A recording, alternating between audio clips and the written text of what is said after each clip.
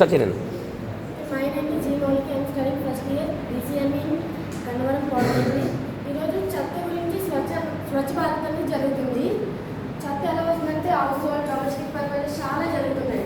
అందులో అంటారు air pollution, water pollution ఇవన్నీ ఎలా జరుగుతున్నాయంటే ఫ్యాక్టరీస్ అంటారు. కానీ ఫ్యాక్టరీస్తో పాటు ఇంకొక రీజన్ ఉండేది డొమెస్టిక్ పర్పస్ అండ్ హ్యూమన్స్ చేసిన చెత్త ఫ్యాక్టరీస్ కూడా చేయట్లేదు. ఎంతనంటే ఇప్పుడు క్లాస్ రూమ్లో ఇప్పుడు తినేసి పడిచేస్తారు. ఇక్కడ చాలా చెత్త ఉంది. ఇది ఎవరు కూడా డస్ట్బిన్లో వేయరు. అండ్ ఇంకా రోడ్డు మీద వెళ్ళడం అండ్ ఇంకా ఇక్కడ బార్ ఉంది. బార్ దగ్గర అందరూ డ్రింక్ చేసి అవన్నీ సైడ్లో ఉంటాయి. గాజు పెంకులు అన్నీ ఉంటాయి. అట్నుంచి ఏమన్నా బండ్లు వెళ్ళినా వాటికి ప్యాచెసే పడతాయి. అట్నుంచి ఇప్పటివరకు ఎవరు స్టూడెంట్స్ రారు, తక్కువ మంది రావడం. మేము దానివల్ల ఇటు నుంచి రావాల్సి వస్తుంది.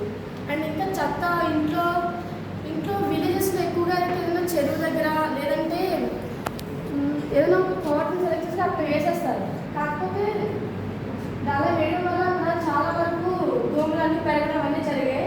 అండ్ ఇంకా విలేజెస్లో కొన్ని కెనాల్స్ అన్ని తీశారు, కాలువలు. కాకపోతే విలేజెస్లో ప్రాపర్ మెయింటెనెన్స్ లేదు. ఎందుకంటే మా విలేజ్లో ప్రాపర్ మెయింటెనెన్స్ లేదు. దానివల్ల మా విలేజ్ సఫర్ అయింది. ఇప్పుడు మెయింటైన్ చేయడానికి ట్రై చేస్తున్నాను.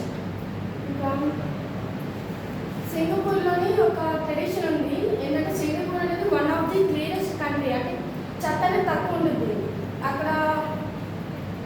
డేకి 150 ట్రక్స్ అనేవి తిరుగుతూ ఉంటాయి. ఏంటంటే చెత్తని క్లియర్ చేయడానికి మాత్రమే. అందులో వాళ్ళు చెత్తని సపరేట్ చేసి ప్లాస్టిక్ ద్వారా వాళ్ళకి ఇంకా ఏమైనా వస్తువులు కావాలంటే తీసుకుంటారు.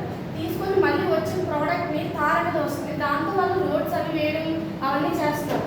వాళ్ళ చెత్త నుంచి ఇంకా హైలీ కాస్టెడ్ ప్రోడక్ట్స్ని తీసుకుంటున్నారు. అలా ఇండియా కూడా డెవలప్ అయితే బాగుంటుంది.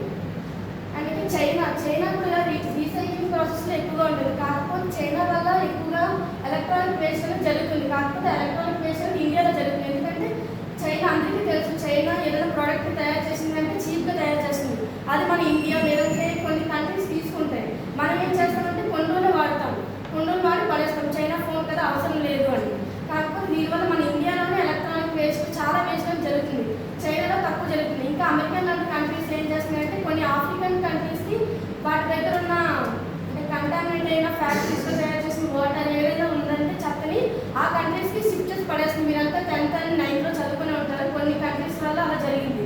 ఎక్కువగా యూఎస్ అనేది ఆఫ్రికన్ కంట్రీస్ని ఆఫ్రికన్ కంట్రీస్ అంటే ఆఫ్రికన్ కాంటినెంట్లో ఉన్న వాటిలో వేసేస్తుంది. Good, excellent.